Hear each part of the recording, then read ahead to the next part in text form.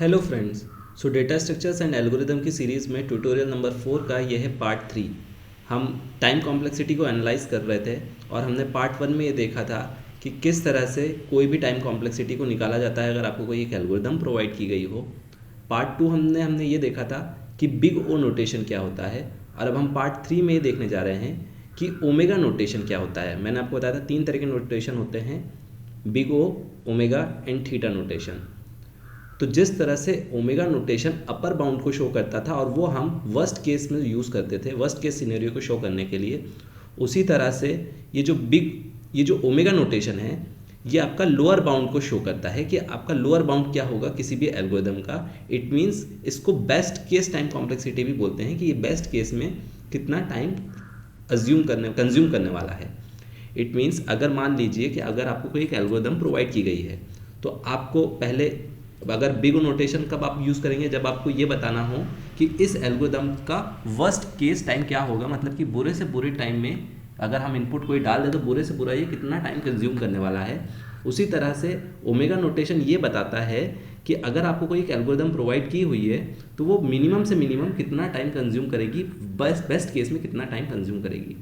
तो इसको डिफाइन करने के लिए हम एक एफ एन फंक्शन को ले लेते हैं। एफ एन फंक्शन ये आपकी उस एल्गोरिदम को डिफाइन कर रहा होगा जो कि आपने बनाई है।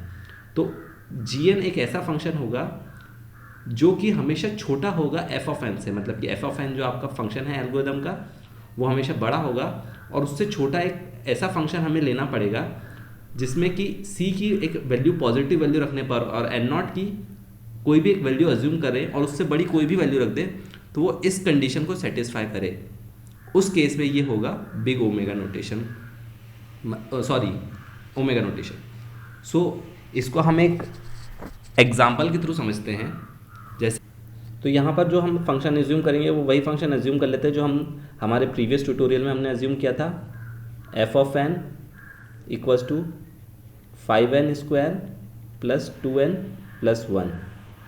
ये क्या बता रहा था कि n स्क्वायर मतलब कि दो नेस्टेड फॉर लूप होंगे जो 5 टाइम चल रहे होंगे, एक लीनियर फॉर लूप होगा जो कि एक बार चल रहा होगा, 2 बार चल रहा होगा, और एक कांस्टेंट टाइप एल्गोरिथम। तो इसके लिए हम एक दूसरा फंक्शन डिफाइन करने जा रहे हैं जी ऑफ एन। और मैंने आपको ये भी बताया था कि किस तरह से फंक्शन डिफाइन करेंगे कि आप पहले लोअर ऑर्डर टर्म्स को नेग्लेक्ट कर देंगे। क्यों? क्योंकि n की हायर वैल्यू के लिए ये ऑलमोस्ट नेग्लिजिबल होता है, और जो कांस्टेंट टर्म हम मल्टीप्लाई करते हैं उसको भी हटा देते हैं 5 को। तो हमारा जो नया फंक्शन जो बचेगा वो क्या बचेगा, n²।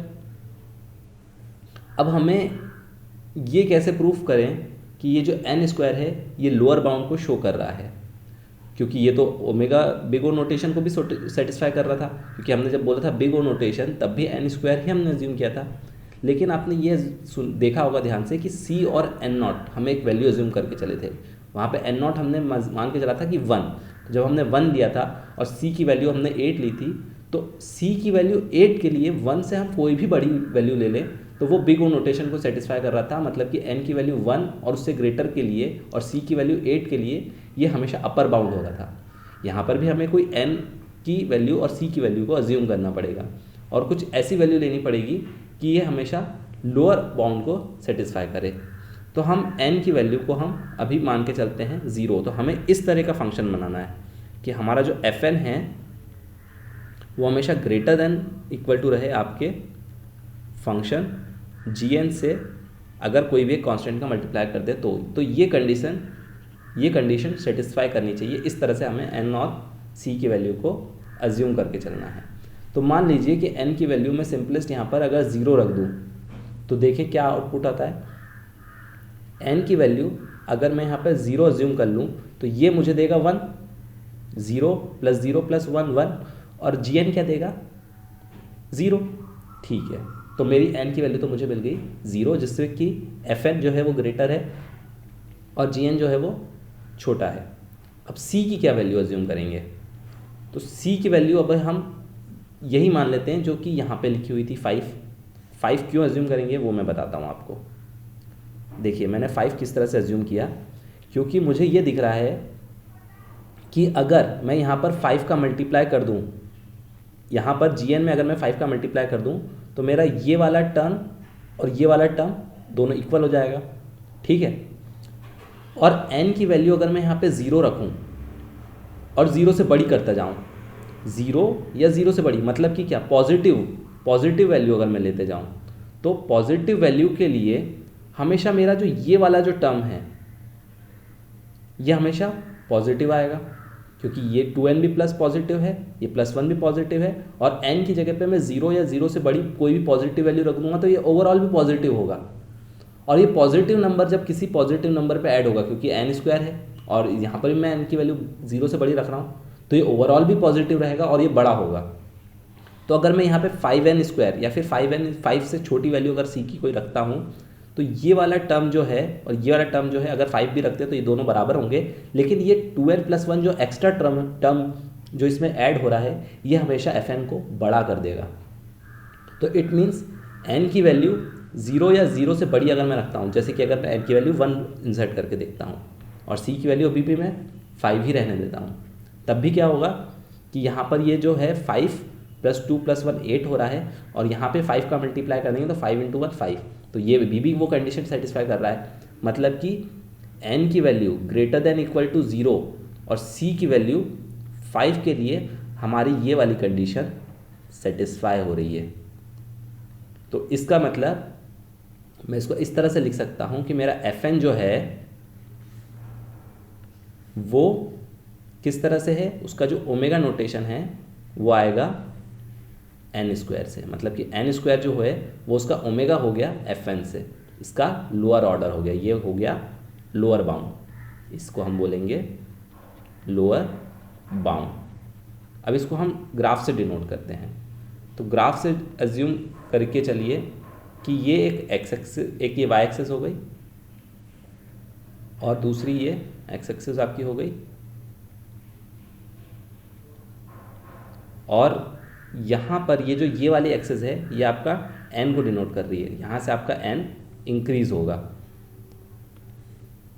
और अब हम fn फंक्शन को ड्रॉ करते हैं, तो fn में आप ये देखिए कि n की वैल्यू अगर मैं यहाँ पे 0 रखूँ तो ये क्या बचेगा 1, मतलब कि n यहाँ पर 0 होगा, तो यहाँ से अगर, और यहाँ पे मैं 1 मान लेता हूँ, n की वैल्यू यहाँ 0 है और यहाँ पर मैं मान लेता हूँ कि 1 आ रहा है, तो यहाँ से ये कुछ ग्राफ इस तरह से फंक्शन fn जाएगा, थोड़ा सा ये टिल्ट होते हुए इस तरह से कुछ अज्यूम कर लेते हैं, इस तरह से कुछ ये fn आपका जाएगा।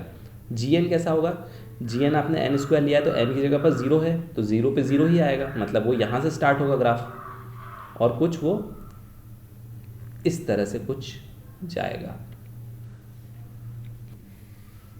तो ये फंक्शन जो है ये आपका हो गया आपका fn, और ये जो है ये हो गया gn। तो ये आप देख रहे हैं कि यहाँ पर n की वैल्यू क्या है, यहाँ पर n की वैल्यू 0 है, और 0 से बड़ी आप कोई भी वैल्यू रख देंगे तो g(n) जो है वो छोटा आ रहा है f(n) से, तो डायग्रामेटिकली भी आप इसको समझ सकते हैं।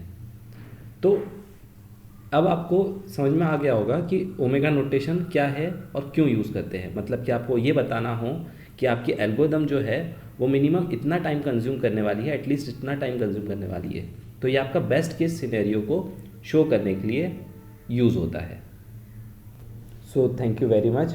अगर आपको इसमें कोई डाउट रहा हो इस वीडियो में तो आप नीचे कमेंट सेक्शन में आप वो डाल सकते हैं। और आज का क्वेश्चन ये है कि ओमेगा को और क्या बोलते हैं। अगर आपको इसमें कोई क्वेरी हो या आपके पास कोई फीडबैक सजेशन हो तो वो भी आप नीचे कमेंट सेक्शन में लिखिए। और अगर आपको ये वीडियो पसंद आया हो तो इसको लाइक कीजिए, अपने फेसबुक वॉल पे शेयर करिए ताकि दूसरे लोगों को भी हेल्प कर सके। और सब्सक्राइब करना ना भूलें। सब्सक्राइब करने से ये होगा कि अगर मैं जब भी कोई नया वीडियो अपलोड करूँगा तो उसकी अपडेट आपको तुरंत आ जाएगी। और नीचे मेरे फेसबुक पेज की लिंक दी हुई है, उसको भी आप फेसबुक पेज पे जाके उसको लाइक कर लीजिए। इससे ये होगा कि आपके फेसबुक वॉल पर भी आपको उसका अपडेट आ जाएगा जैसे ही मैं कोई नया वीडियो अपलोड करता हूँ। So thank you very much.